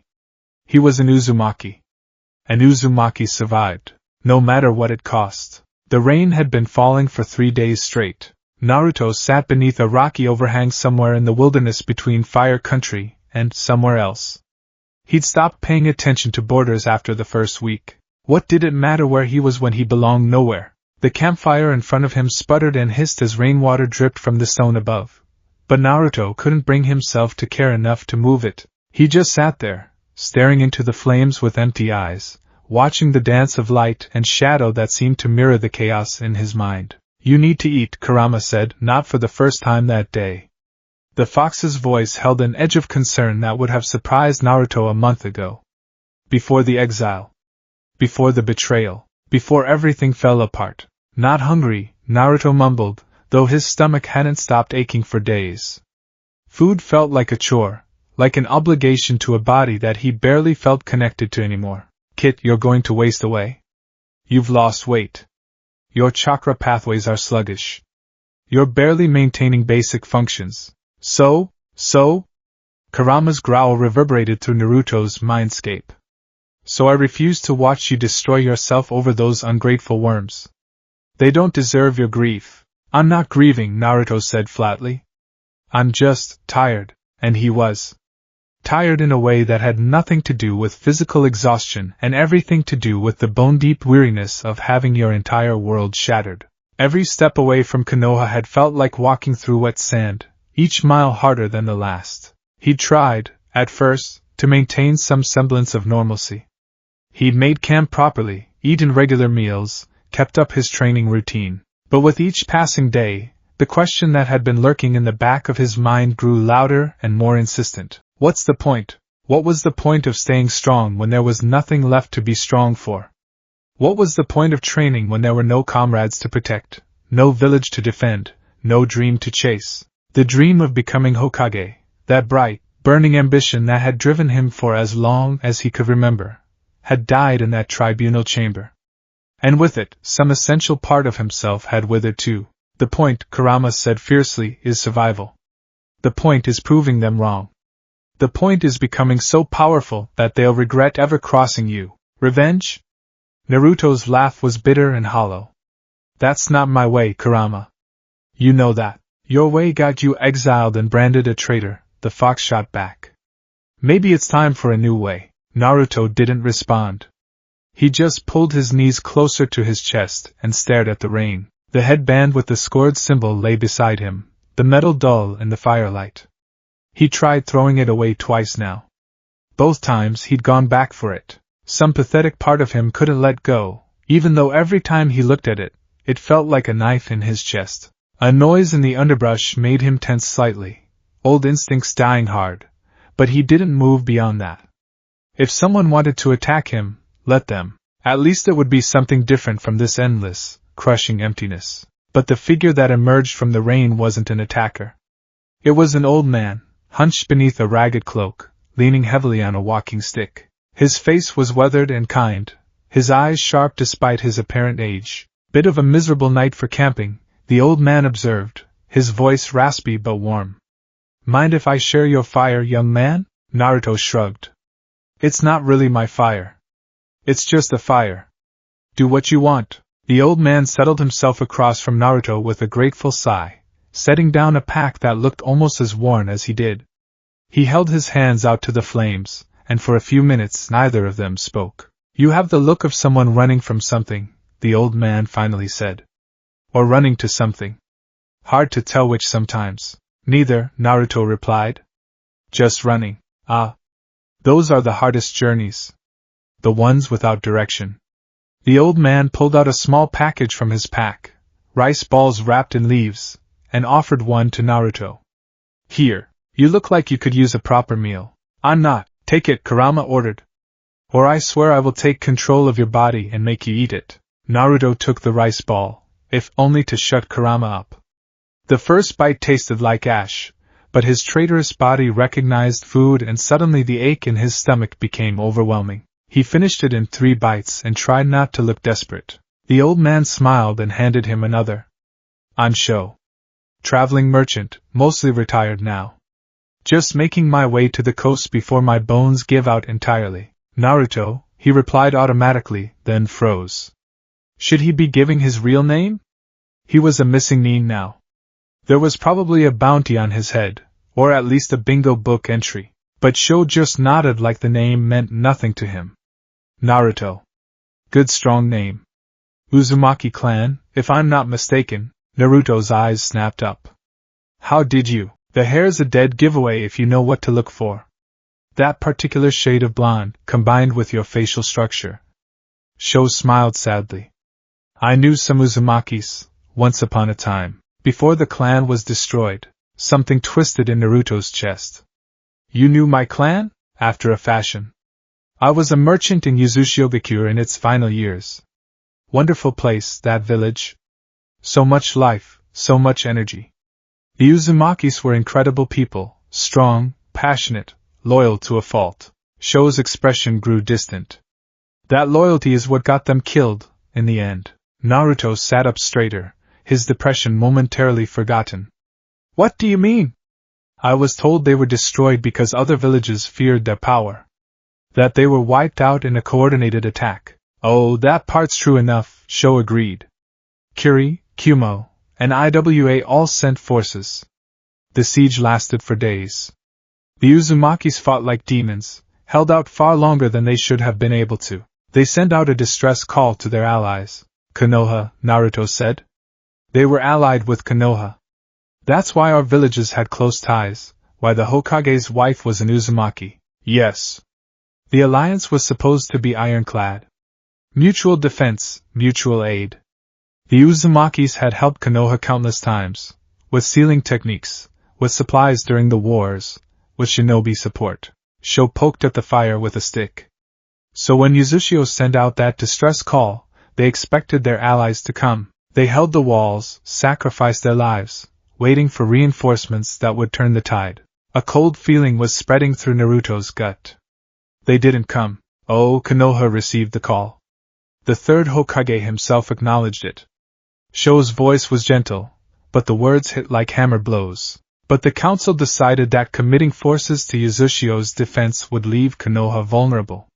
There was political pressure from other villages, subtle threats about what might happen if Konoha interfered. And there were some in the council who saw an opportunity. An opportunity? Naruto's voice was barely a whisper. The Uzumaki clan's sealing techniques were legendary. unparalleled. Many in Konoha wanted access to those secrets, but the Uzumakis guarded their knowledge carefully. They shared some techniques with their allies, but the really powerful stuff, the clan secrets, those were kept within the family. Sho met Naruto's eyes. With the clan destroyed and only a few survivors scattered across the world, those secrets became accessible. Orphans and refugees are far more pliable than a proud clan with centuries of tradition. Naruto's hands were shaking. You're saying Konoha let the Uzumaki clan be destroyed so they could steal their techniques?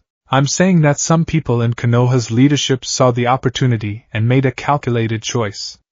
Whether the third Hokage himself agreed or was overruled, I don't know. But the result was the same. Uzushio fell, the clan was scattered, and Konoha eventually absorbed the survivors and their knowledge. I'm going to burn that village to the ground, Kurama snarled, and for the first time in weeks, Naruto felt a flicker of agreement. That can't be true, Naruto said, but even as the words left his mouth, he knew they rang hollow. After what had just happened to him, after being exiled despite saving the village, why was this so hard to believe? The Uzumaki clan helped seal you inside that boy, didn't they?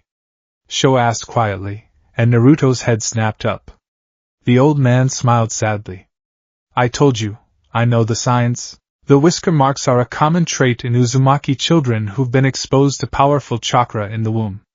But yours are too pronounced, too perfect. And there's a seal on your stomach. I can sense it, though I can't see the details through your clothes. There was no point in denying it. Naruto nodded slowly. Kushina Uzumaki sealed the Nine Tails into her son, Sho said. That's what I heard through the merchant networks. She died in the process, along with the fourth Hokage. A tragedy. But also... He paused, convenient in a way. With Kushina gone, there was no one left to advocate for Uzumaki interests in Konoha. No one to ask uncomfortable questions about why the alliance had failed. The Uzumaki clan's last real voice in the village died with her. Naruto felt like he was going to be sick. My mother. Konoha betrayed her entire clan, and then they used her to seal a demon into her baby. Not a demon, Sho corrected gently. A tailed beast. There's a difference, though I doubt the villagers cared. But yes, essentially. And then they treated that child, treated you, as a pariah, a weapon, a necessary evil. All while sitting on the secrets they'd scavenged from your clan's corpse. Kit, Kurama's voice was strained. I'm so sorry. I didn't know about this. About what they did to your clan. I was sealed. I wasn't paying attention to the outside world, but if I'd known... It's not your fault, Naruto thought numbly. You were a prisoner too. Why are you telling me this? Naruto asked Sho. Why would you? Because someone should know the truth. Because the Uzumakis deserve better than to be forgotten and exploited. And because, Sho's eyes were sad and knowing, you have the look of someone who's been betrayed by people he trusted. I thought maybe knowing that it wasn't personal, that Konoha has a history of sacrificing its allies and inconvenient truths for political expediency, might help. Help? Naruto's laugh was sharp and broken. How is knowing that my entire clan was betrayed by the village I served supposed to help? Because now you know it's not about you. It's not about something you did or didn't do. It's about a system that values power and control over loyalty and truth. You're not the first person Konoha has chewed up and spit out, and you won't be the last. Sho stood slowly, gathering his things. There's a settlement about 2 days' journey northeast of here. Small place, hidden in the mountains. It's a haven for refugees and people trying to disappear. There are a few old Uzumaki survivors there, not many, but a few. If you want to learn about your clan, about who you really are beyond what Konoha told you, that would be a place to start. Why would they help me? Because you're one of them. Because Uzumakis take care of their own, always have, even when scattered across the world. Sho smiled. And because I suspect you're going to need allies in the coming days, young Naruto. The world is harsh for those without a home. He started to walk away, back into the rain, then paused. One more thing.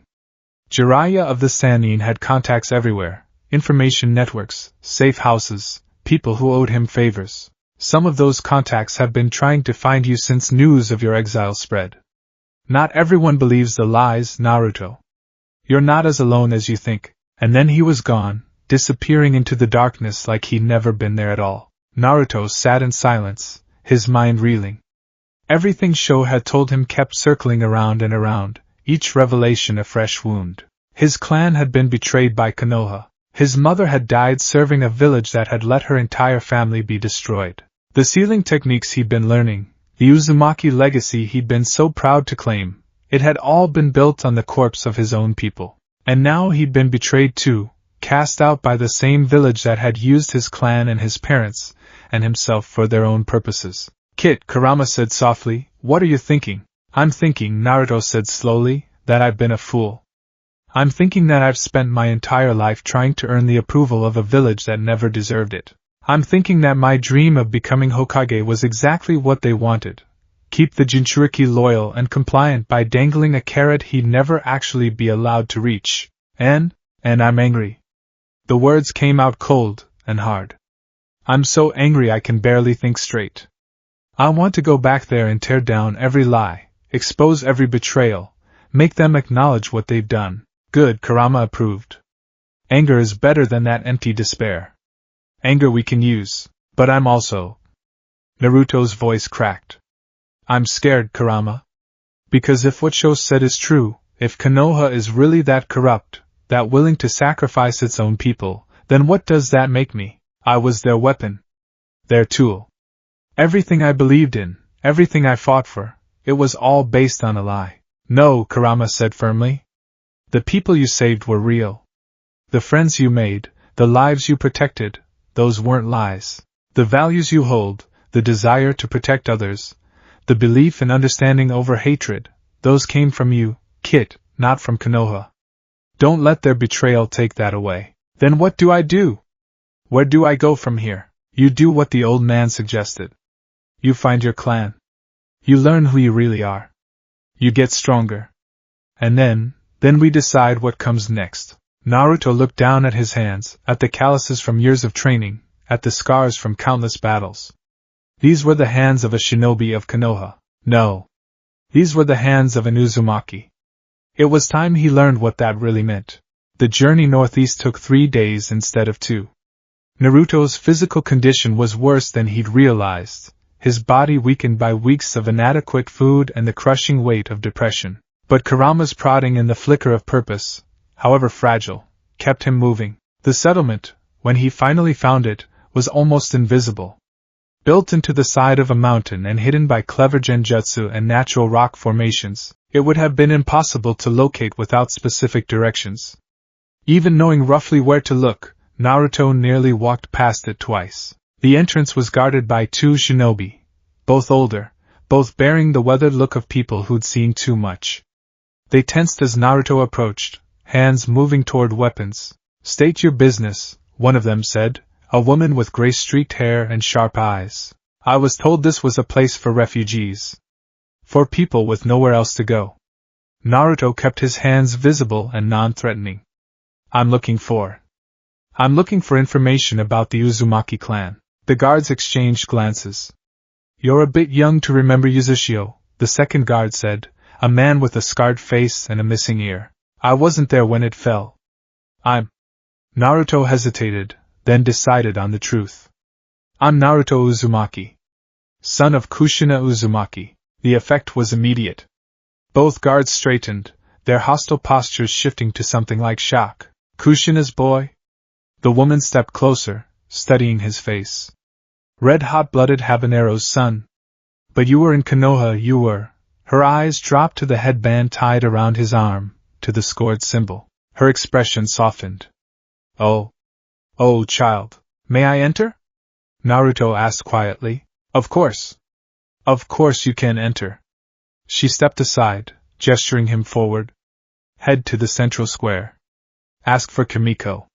She'll want to meet you." The settlement was small, maybe a few hundred people, but it had a lived-in feeling that spoke of permanence. People had made homes here, built lives in hiding. Naruto drew stares as he walked through the narrow streets, his bright hair and distinctive features marking him as different even in a place full of refugees. The central square was really just a widened area where several streets converged, with a well at the center and a few benches. An old woman sat on one of those benches, her hair a faded red-orange that must have once been brilliant crimson. Her face was a map of wrinkles, but her eyes were alert and knowing. "Kimiko?" Naruto ventured. "That's me." She looked him up and down, and slowly, a smile spread across her face. "Well, well. You have your mother's eyes. And your father's hair, if the stories about the fourth Hokage are true." Naruto felt something catch in his throat. "You knew my mother? Knew her?" "Child, I helped raise her. I was one of the clan elders in Uzushio, back before." She gestured vaguely. "Before everything ended. Kushina was just a girl when she was sent to Konoha. So much potential, so much fire. We all thought she'd come back someday, help rebuild. But then Uzushio fell," Naruto finished. "And Konoha didn't help." Kimiko's expression hardened. "So you know about that, do you?" "I just learned. A traveling merchant told me." Naruto sat down heavily on the bench beside her. "He said Konoha let the clan be destroyed so they could take our techniques. That's one version of events. The truth is probably more complicated, it always is. But the end result is the same. The Uzumaki clan was betrayed by its allies, and those of us who survived have been scattered to the winds ever since."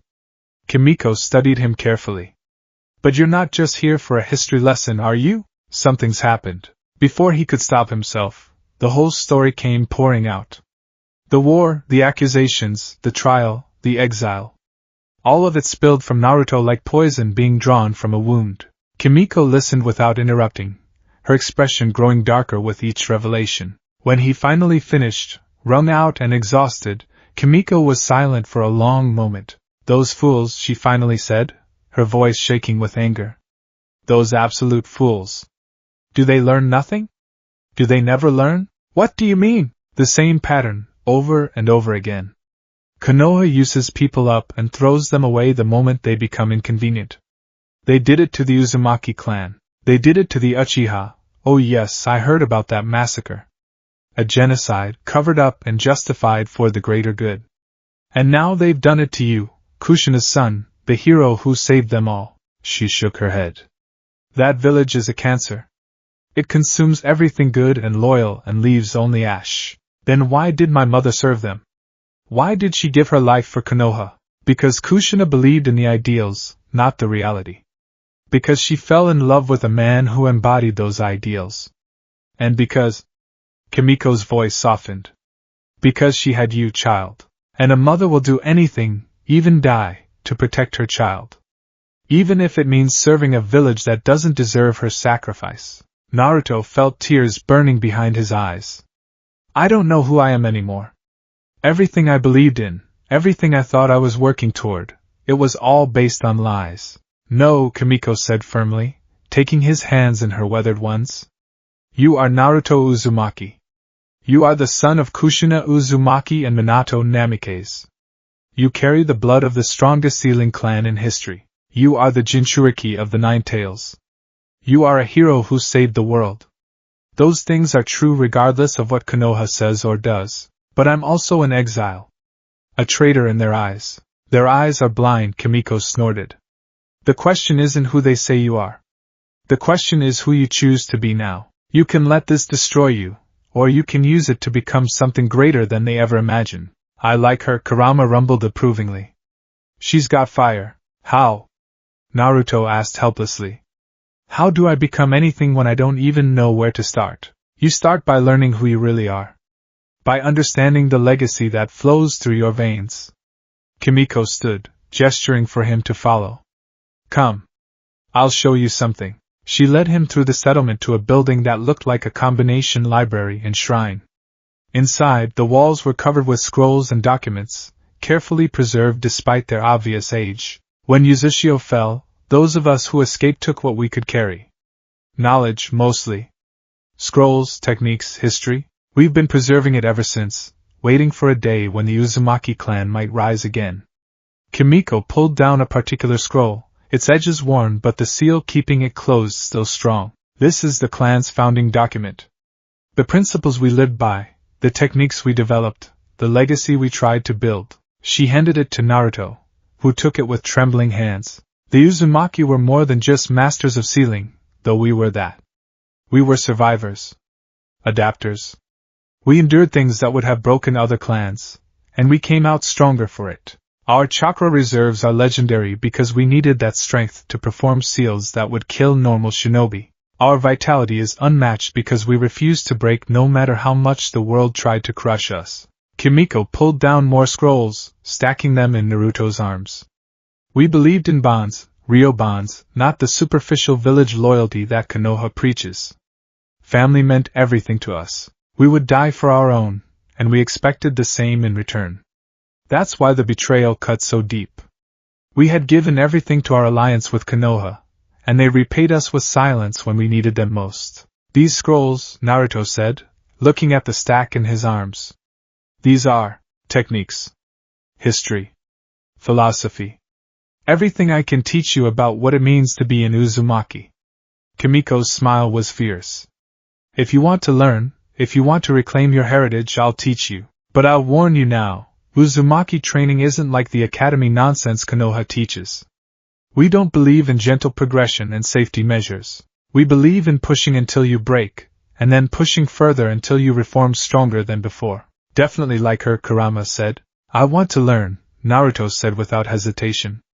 I want to know everything. I want to understand who I am, who my clan was, what legacy I carry. And then, he met Kimiko's eyes. Then I want to become strong enough that no one can ever betray me again. Good answer. Kimiko's grin was almost feral. We start tomorrow at dawn. Get some rest, eat a proper meal, and prepare yourself. Because the next few months are going to be the hardest of your life. Months? Naruto blinked. Did you think you could learn centuries of clan knowledge in a few days? You'll stay here, train with me and the other survivors. We'll teach you sealing techniques that Konoha has never seen. We'll help you develop your chakra control to levels you didn't know were possible. We'll make you into a true Uzumaki. She paused, her expression turning serious. But understand this, Naruto, once you walk this path, there's no going back to who you were. The boy who dreamed of being Hokage, who believed in Konoha's ideals, who trusted easily and forgave readily, that boy will die. What emerges will be harder, stronger, more dangerous. Are you prepared for that? Naruto thought about everything he'd lost. His friends. His home. His dream. The naive belief that hard work and determination could overcome any obstacle. That boy was already dead, killed in a tribunal chamber by the very people he'd wanted to protect. I'm prepared, he said. The next 3 months were a descent into controlled hell. Kimiko wasn't joking about Uzumaki training methods. Where Konoha's shinobi might spend weeks on theory before attempting a technique, the Uzumaki philosophy was to throw you into the deep end and let you sink or swim. Naruto learned sealing by having seals activated on him, forcing him to understand their function from the inside out. He learned chakra control by having his pathways deliberately disrupted and being forced to compensate. He learned advanced theory by being locked in a room with scrolls written in archaic Uzumaki script and not being allowed out until he could read them. It was brutal. It was exhausting. It was exactly what he needed, because when he was focused on not dying from a seal backlash, he couldn't think about Sakura's tears or Shikamaru's logic. When he was pushing his chakra reserves to the absolute limit and beyond, he couldn't dwell on Hinata's cowardice or Sasuke's silence. When he collapsed into bed each night too tired to dream, he didn't have to confront the crushing loneliness that threatened to swallow him whole. And slowly, painfully, he began to understand. The Uzumaki hadn't just been good at sealing, they'd been artists. Where other shinobi treated seals as tools, the Uzumaki had understood them as a language, a way of imposing will and order on the chaos of chakra. Every stroke had meaning. Every character was a battle between the sealer's intent and the world's resistance. Naruto had always been good at the Rasengan, at channeling raw chakra into a spinning sphere of destruction. But now he began to understand it differently, not as a ball of chakra, but as a seal in motion, a constant application of will to maintain impossible rotation. You're thinking too small, Kimiko told him one day as he worked on a complex seal array. Konoha teaches you to think of seals as static things. Put the ink down, activate the chakra, done. But real sealing is dynamic. Living. You're not drawing symbols. You're writing your will directly onto reality. She demonstrated with a simple storage seal, but instead of the standard formula Naruto had learned at the academy, she improvised, adapting the structure on the fly to accommodate an oddly shaped object. The seal shifted and flowed like water, reforming itself around the item before solidifying. How did you? Naruto started. Because I understand the principle, not just the formula. The formula is a crutch for people who can't see the underlying truth. But you, with your chakra reserves and your tailed beast, you can go beyond formulas. You can create seals that have never existed before. It was a revelation. And it opened doors Naruto hadn't known existed. He began experimenting, combining his nature transformation with sealing theory. Wind element seals that could cut through anything. Seals that could store and release jutsu on command. Seals that could link 2 points in space for instant communication, or even short-range teleportation. The other Uzumaki survivors in the settlement contributed what they knew. An old man named Takashi taught him the adamantine sealing chains, the technique his mother had been famous for. It took weeks of practice before Naruto could manifest even a single chain, but once he managed it, the feeling was incredible. Golden chains of pure chakra, strong enough to restrain even a tailed beast. A middle-aged woman named Yuri showed him healing techniques unique to the Uzumaki, not the precise medical ninjutsu Tsunade favored, but cruder, more powerful methods that relied on overwhelming vitality. We don't fix injuries, we outlast them, she explained. Pump enough chakra into your body and it has no choice but to heal. And through it all, Kimiko drilled into him the history of his clan. Not the sanitized version Konoha taught, but the truth. The Uzumaki had been feared as much as respected. Their power with seals made them dangerous, and that danger had ultimately led to their destruction. Other villages saw us as a threat, Kimiko explained. Konoha saw us as a resource. Neither saw us as people. That's the fundamental lesson you need to learn, Naruto. The shinobi world doesn't care about loyalty or friendship or any of the pretty ideals they teach in academies. It cares about power and how to use it. The moment you forget that, the moment you trust too easily, you become a victim. The words were harsh, but Naruto couldn't deny their truth. Not after everything that had happened. His relationship with Kurama deepened during this time too. The fox had always been a presence in his mind, sometimes hostile, sometimes grudgingly cooperative. But now, isolated from the world, with only each other for company in the depths of training and meditation, they began to truly communicate. You're getting stronger, Kurama observed one evening as Naruto worked on synchronizing his chakra with the fox's. Not just physically. Mentally. Emotionally. The kid who left Konoha was broken, but you're reforming. Harder. Sharper. Is that good or bad? Naruto asked. It's necessary. The world respects strength, Kit. Not kindness, not forgiveness, not mercy. Those are luxuries of the powerful, not paths to power themselves. I don't want to become cruel. Cruel and strong aren't the same thing. But naive and weak often are. Kurama's presence in the mindscape shifted, the massive fox coming into sharper focus. You can still help people. You can still fight for what you believe is right. But you need to do it from a position of strength, and you need to stop expecting gratitude or loyalty in return. Do good because you choose to, not because you're trying to earn anyone's approval. When did you get so wise? Naruto asked, half joking. I've had a few centuries to think about things. And I've been sealed inside 3 different Jinchuriki. I've seen what happens when people like you get chewed up by systems that don't value them. Kurama's tone was serious. Mito understood power. She was strong, and she made sure everyone knew it. Kushina had that fire too, before Konoha domesticated her. You have the potential to exceed both of them, but only if you're willing to embrace what you are. And what am I? You're an Uzumaki. You're a Jinchuriki. You're a survivor of betrayal who's becoming something new. You're dangerous, Kit. And it's time you started acting like it. The conversation stuck with Naruto as his training progressed. He'd always defined himself by his relationships, by his bonds with others, by his desire to be acknowledged, by his dream of protecting everyone. But all of those external validations had been stripped away. Who was he when there was no one to impress? No village to protect? No friends to save? The answer, he was discovering, was both liberating and terrifying. He was Naruto Uzumaki. Just that. Just himself. And that was enough. 3 months after arriving at the settlement, Kimiko called him to the training ground for what she said would be his final test. You've learned the basics, she said, which was almost insulting given how hard the last 3 months had been. You can create seals, manipulate chakra at an advanced level, and you've begun to understand what it means to be an Uzumaki. But there's one more lesson. She gestured, and several of the settlement's shinobi emerged from the surrounding buildings. Takashi. Yuri. Half a dozen others Naruto had trained with. Your final test is simple, Kimiko said.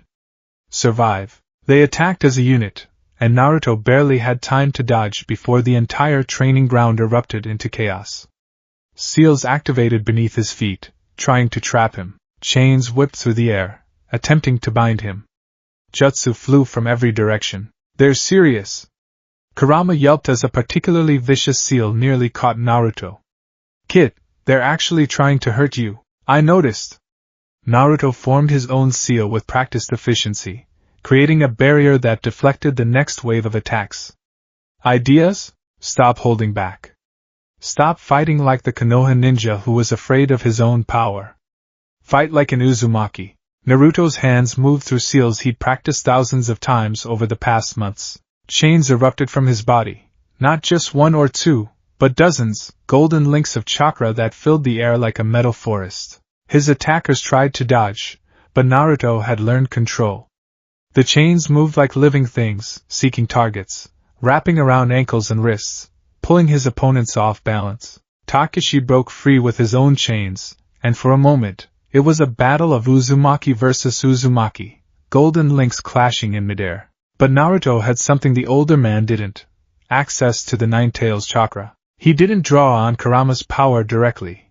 He'd learned that was crude and inefficient. Instead, he used the fox's chakra as fuel, pumping massive amounts of energy into his seals and chains, overwhelming his opponent through sheer volume. Takashi went down with a grunt of approval. Yuri came at him from above, her own seals ready. Naruto formed a Rasengan in one hand, but this wasn't the basic version he'd learned from Jiraiya. This was a Rasengan wrapped in sealing formulae, a spiraling sphere that could disrupt chakra on contact.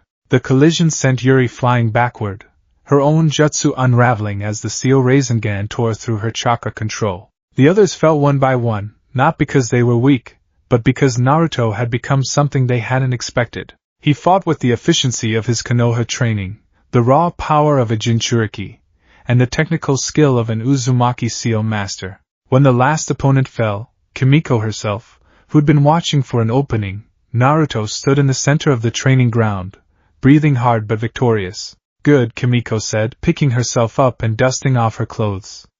Very good. You're not just copying techniques anymore.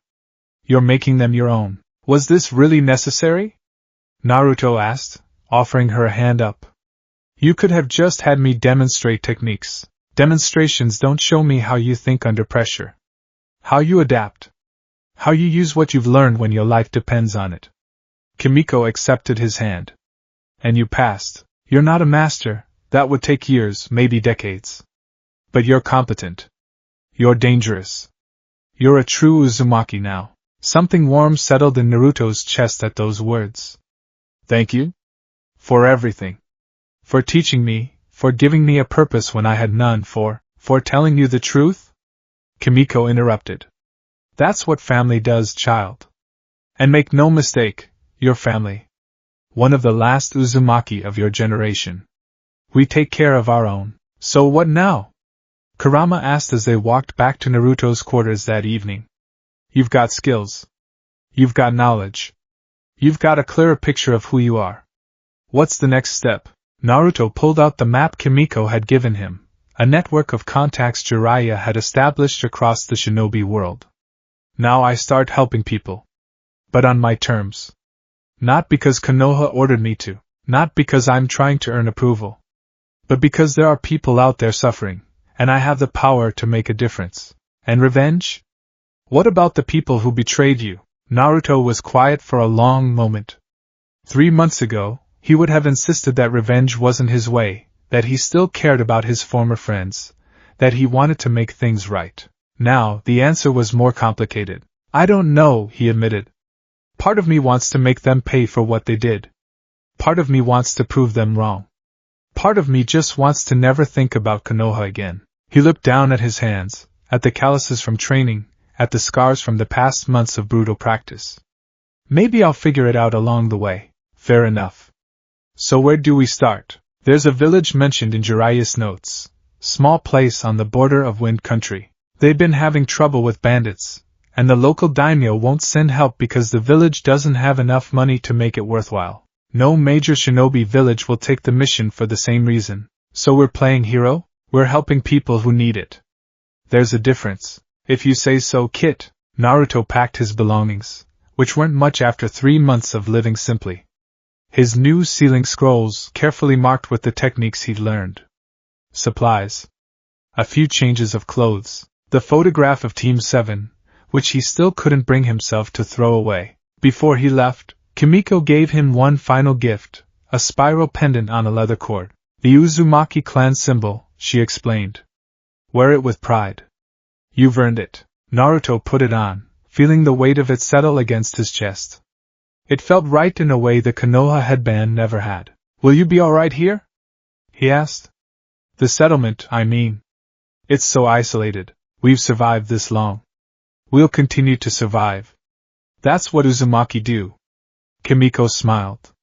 But you're welcome to visit any time. This will always be a home for you, Naruto. Remember that. As Naruto walked out of the settlement, heading back into the world with new purpose and new understanding, he felt different. Not healed. The wounds of betrayal ran too deep for that. But no longer broken. He was still angry. Still hurt. Still uncertain about what the future held. But he was also stronger. More skilled. More aware of who he was and what he represented. He was Naruto Uzumaki, the last son of a proud clan. He was the Jinchuriki of the Nine Tails. He was a survivor of betrayal who had chosen to rise rather than fall. And he was going to change the world, not for Konoha's sake, not for anyone's approval, but because it was the right thing to do, on his own terms, in his own way. Ready for the next chapter, Kit? Kurama asked. Naruto touched the spiral pendant at his chest, felt the weight of his new knowledge and new purpose, and smiled. It wasn't the bright, innocent grin of the boy who had left Konoha. It was something harder, something sharper, something that spoke of lessons learned and prices paid. Yeah, he said. I'm ready. The road ahead was uncertain. Dangerous. Full of challenges he couldn't predict. But for the first time since his exile, Naruto felt like himself again. Not the self Konoha had tried to shape him into, but his true self.